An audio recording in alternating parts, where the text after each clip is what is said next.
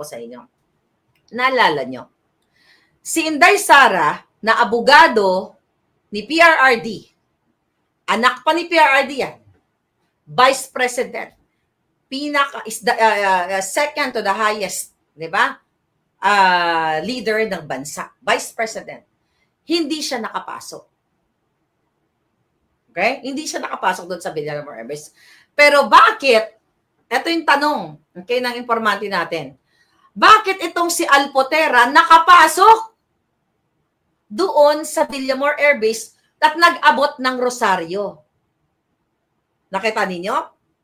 Ngayon, bakit si Alpotera, ang sabi niya kasi protocol eclabush, di ba? Ganon. Ganitong mga dramatization. Pero wala siya doon sa loob ng bus, hindi siya kasama. Ayon sa ating informante, wala din siya doon sa loob ng holding area.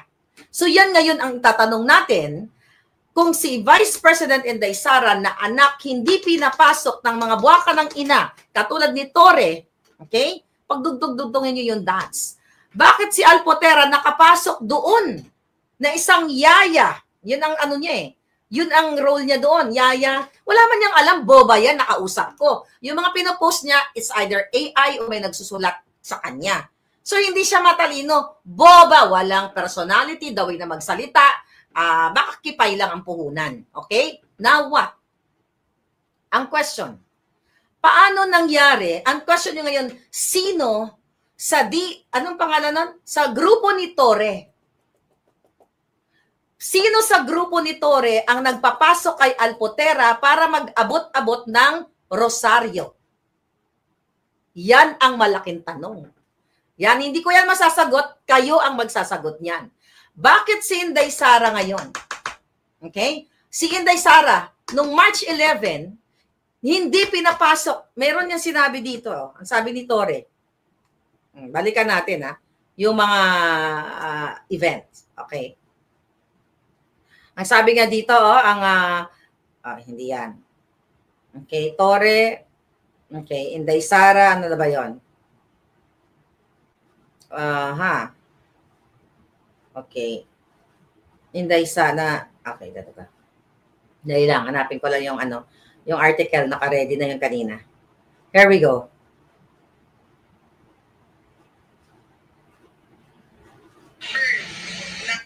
Dumating si Vice President Sara Duterte sa Gate 1 ng Villamor Air Base. Narito ang bahagi ng kanyang pahayag.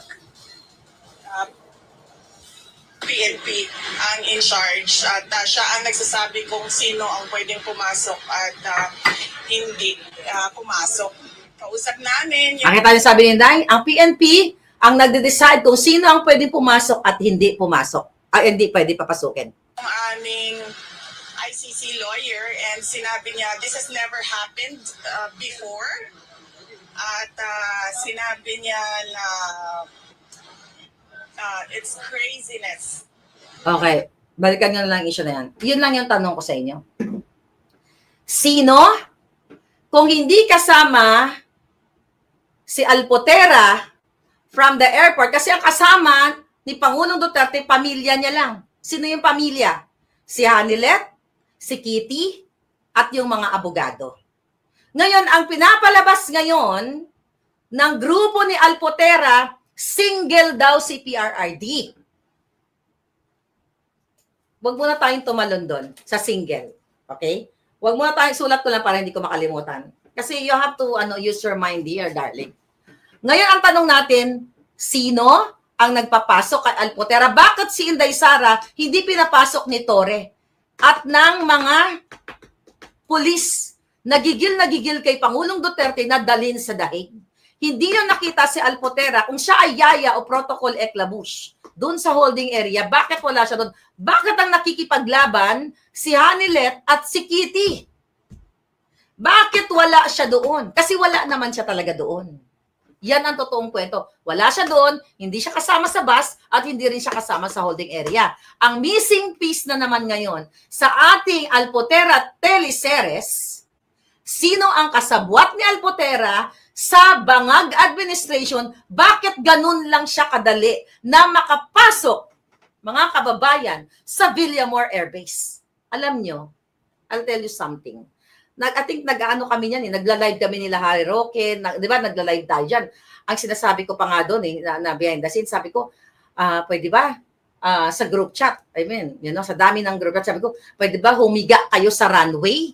Di ba, humiga kayo, higaan ninyo para hindi makapasok. I think yung grupo nila Alpotera, sinabihan ko yan eh. Not ni Alpotera, yung mga nagtatanggol sa kanila.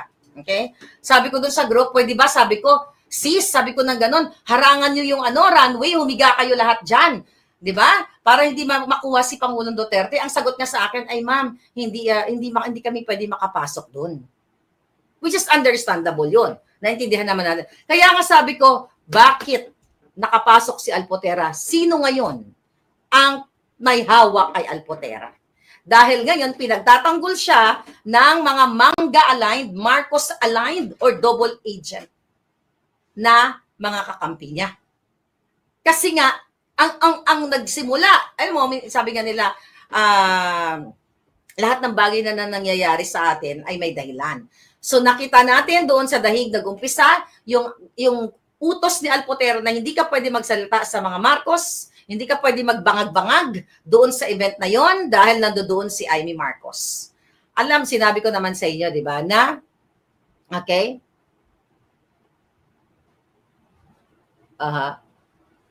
Kaya sinabi ko naman sa kanila na, alam nyo, mga palangga, itong mga double agent na tinatawag natin, dito kayo matakot. Kasi hanggat pinagtatanggol nila si Amy Marcos na hindi niya kayang kantiin ang kanyang kapatid, doon kayo magdududa. Magaling po mag-alaga si Amy Marcos. Kinuwento ko na sa inyo yan. Kinuwento ko na yan, lalo na kung ikaw ay dugyot at kailangan mo ng pera katulad ng tagapagtanggol niya, talaga namang mag-e-enjoy ka sa perks na binibigay ni Amy Marcos. So kung mahal nyo ang Pangulong Duterte, kung totoong naniniwala kayo kay Duterte at sa pamilyang Duterte, gamitan nyo ng utak ninyo. Dahil si Alpotera ang punot dulo ng kwentong ito.